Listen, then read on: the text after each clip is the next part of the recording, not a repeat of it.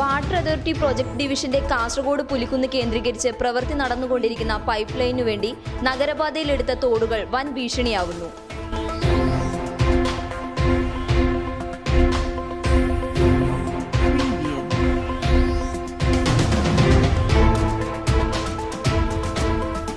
അരമണിക്കൂർ വേണ്ടിയിട്ട് നമുക്ക് 1.5 മണിക്കൂർ വേണ്ടിയിരുന്നു പോയിട്ട് വരാനും വേണ്ടിയിട്ട്.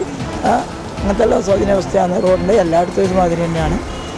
പിന്നെ ഈ ഗവൺമെൻറ് അറിയൽ പകുതി നിന്ന് എടുത്ത് വെച്ച പകുതി പണി അത് ഭയങ്കര ബുദ്ധിമുട്ടായിട്ടാണ് നമുക്ക് മാറിയിട്ടുള്ളത്.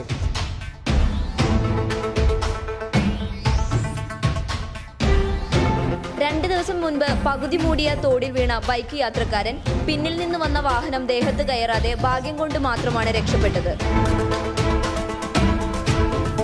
റോഡുമായി ബന്ധപ്പെട്ട പൊതുമരാമത്ത് കാര്യാലയത്തിന്റെയും നഗരസഭയുടെയും മൂക്കിന് താഴെ നടക്കുന്ന ഈ അനീതിക്കെതിരെ വിവിധ സംഘടനകൾ നിയമ നടപടിക്കൊരുങ്ങുകയാണ്. വിമിഷ വിനോദ്, പബ്ലിക് കേരള.in